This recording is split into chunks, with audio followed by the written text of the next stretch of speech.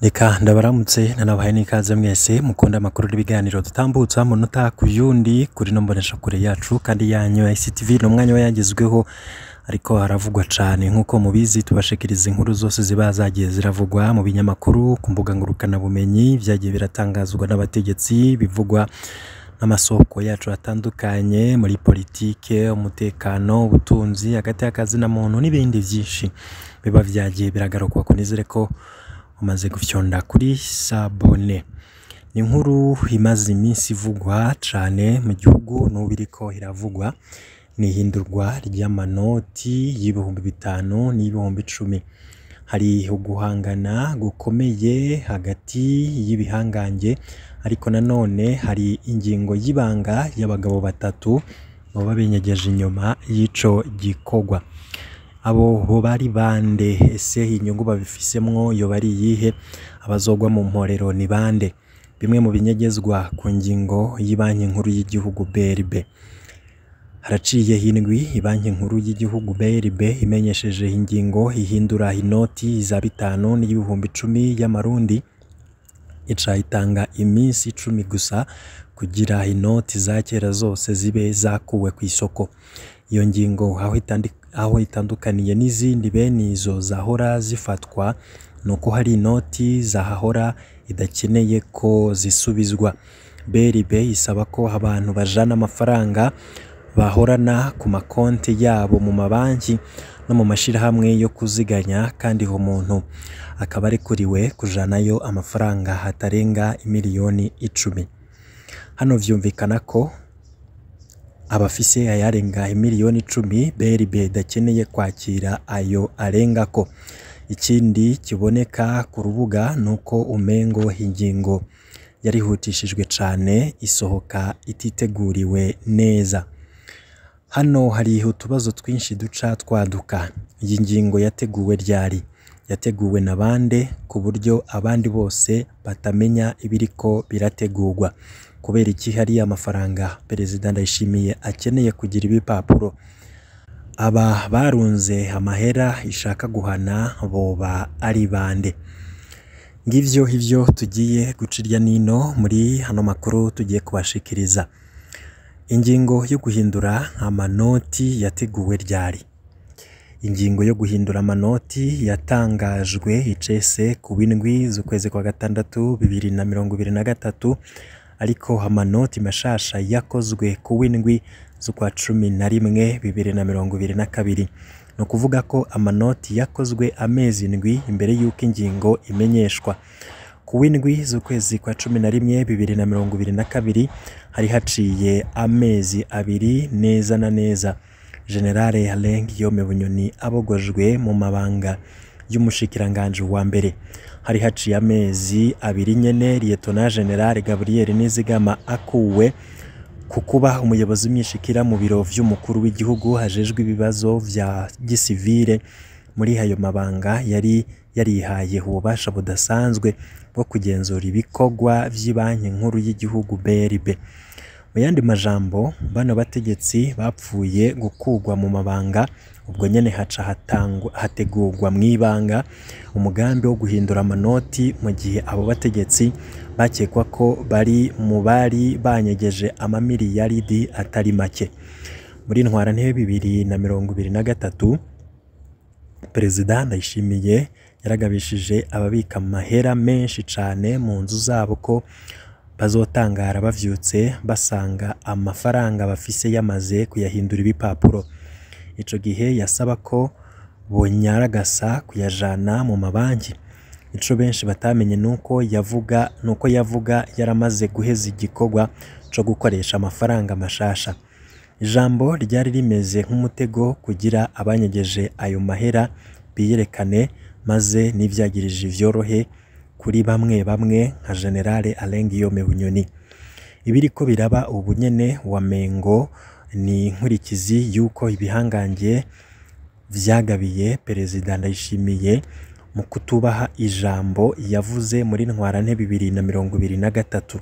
Ariko sivyo, ijambo yarivuze amaze amezi 4 ariko arakoresha mu mpisho inoti zishasha.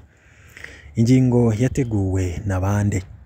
kimwe mu bintu bitangaza benshi ni ingene iyi ngingo yateguwe amezi 7 ariko ntimenyekane, kandi abo yerekeye ubwa mbere ari abantu bafise amasoko menshi cane ashobora kubaha amakuru mu nzego zose z'igihugu. Abakekwa ko banyegeje amamiliyaridi menshi mu nzu zabo bari bazi ko BRB ifashe ingingo yo guhindura amanoti bazoca babimenya kare, ariko siko vyagenze, batangaye mu bandi. None vyagenze gute ngo abantu nka Bunyoni canke Tibiya ntibamenye ikintu kiriko kirategurwa na BRB kandi bafise iyo amasoko akomeye cane? Amakuru dufise avuga ko iyi ngingo yateguwe mu ibanga ntangere na Perezida Evariste Ndayishimiye, umushikiranganje wa mbere Gervas Ndirakobuca be n'umukuru w'ibanki nkuru y'igihugu BRB Dieudonné Murengerantwari. Abandi bategetsi boba batamenyeshejwe iyi ngingo. Abagize leta nta na kimwe bamenyeshejwe. Amakuru dufise avuga ko umukuru w'igihugu wenyene yoba yarigiriye hanze kuvugana n'ishirahamwe ryakoze amanoti mashasha. Amakuru tudashobora kwemeza avuga ko yoba yabikoranye n'ishirahamwe ryo mu gihugu tudashimye kuvuga. Iri naryo ryoba ryazanye amanoti mashasha rivuga ko rije kurondera isoko ryo gucukura ubutare. Amakuru ajanye n'iri shirahamwe ntidushobora kuyemeza, turacarondera ivyemezo. Kuba iyi ngingo yafatiwe mu karwi gato cane vyaragize ingaruka ku kungena igikorwa co guhindura amanoti kiriko kiragenda. Kurondera kugumya ibanga vyatumye inzego zibikora zititegura neza, bica bivyara akajagari kagiye karaboneka kuva mu ntango. Uko abanyagihugu bidoga niko abategetsi baza baragerageza gukosora ibitateguwe neza. Ni nayo mpamvu tuguma tubona amatangazo y'urutavanako ava mu nzego zitandukanye. Uko bukeye turonka itangazo rishasha rikosora ingingo ya mbere ya BRB, ariko navyo ni vyiza ko biboneka ko abategetsi bariko barakurikirana ingorane abanyagihugu bariko baragira mu kuvunja amafaranga yahahora. Aba bantu barunze amamiliyaridi bayakuye hehe? Insiguro nyamukuru mukuru wa BRB yatanze ku catumye amanoti ahindurwa nuko 60% y'amanoti y'ibihumbi 10 n'ibihumbi 5 atarazwi iyo anyegeye. Ntiyahejeje avuge ingene ayo mafaranga ngana mu mamiliyaridi y'amarundi. None abantu batunze 60% y'amanoti yose y'u Burundi bakuye hehe amafaranga ngana gutyo kose? Umwe mu bategetsi bo hejuru twaganiriye yatubwiye ko ico kibazo cavuye ku ngingo ya Perezida Nkurunziza mu kiringo ca gatatu.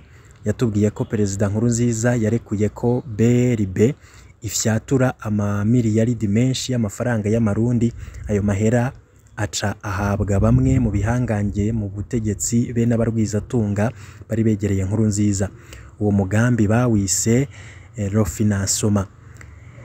Intumbero yari yo kuraba ingene ayo mafaranga bayakoresha mu gusohora ibintu hanze kugira haboneke amafaranga mva makungu, hanyuma banarangure n'ibindi hanze.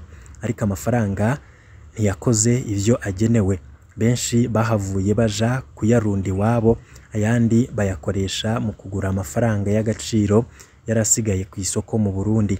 Ya ngingo aho gufasha igihugu mu kukizanira amafaranga mva makungu yahavuye ituma ifaranga ry'u Burundi ritagaciro.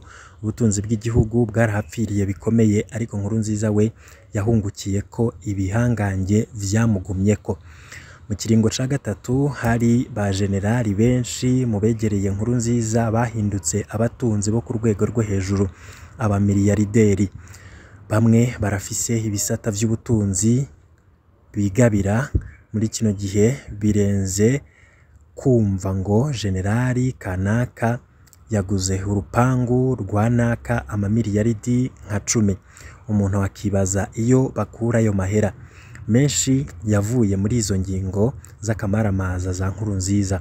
Hari n'abarwizatunga bahatomboreye kubera bameze nk'abakomisiyoneri babo bajenerali.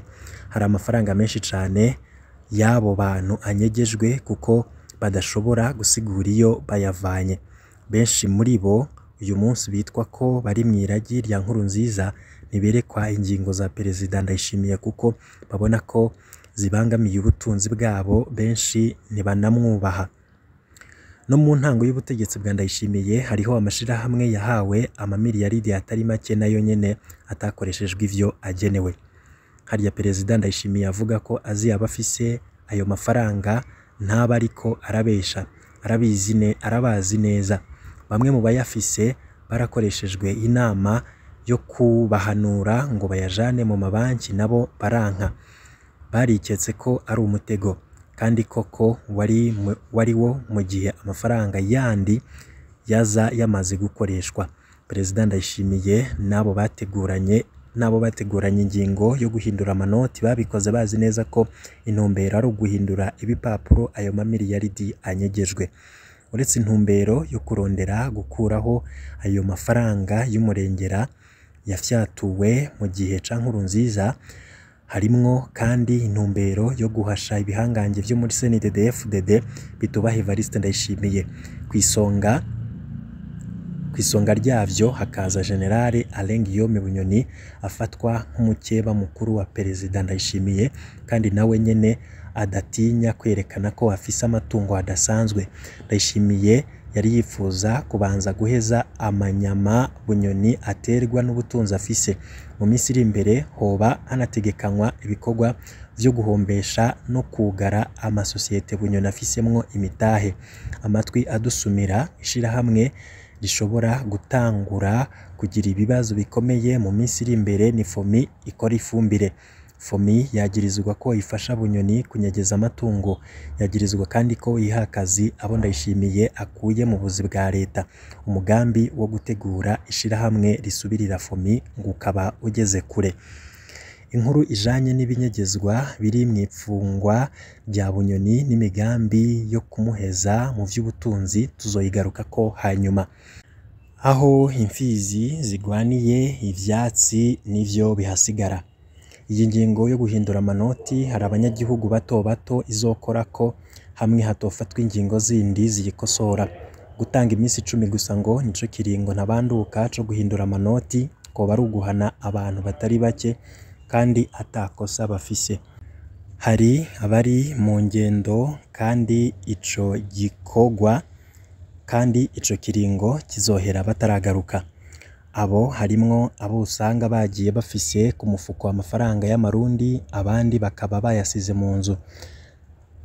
Ntaba hari amafaranga menshi cane nk'abo bayarunze, ariko kandi uko angana kose nta muntu yobuzwa ko amafaranga yaciye mu neza ayahinduza.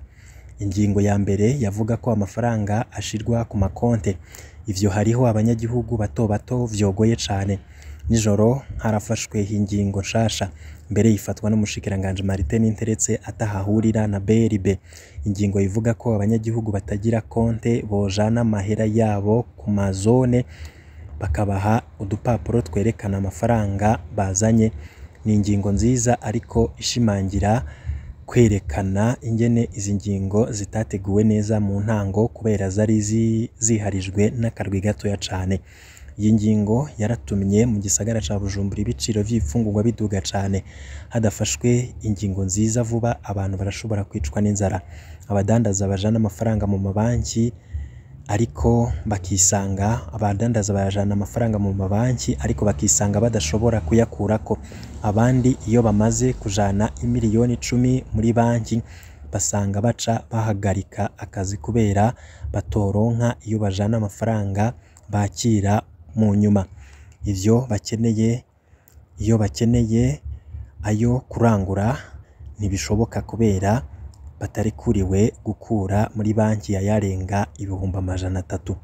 Kuvuga ko atawushobora kujana kuri konti ayarenga imiliyoni 10 ni ingingo y'agahotoro mu gihe atategeko ribuza gutunga muhira ayarengayo. Umunyagihugu afise imiliyoni 20 zavuye mu cu yaciwe ntivyumvikana ingene abuzwa kuzana yose.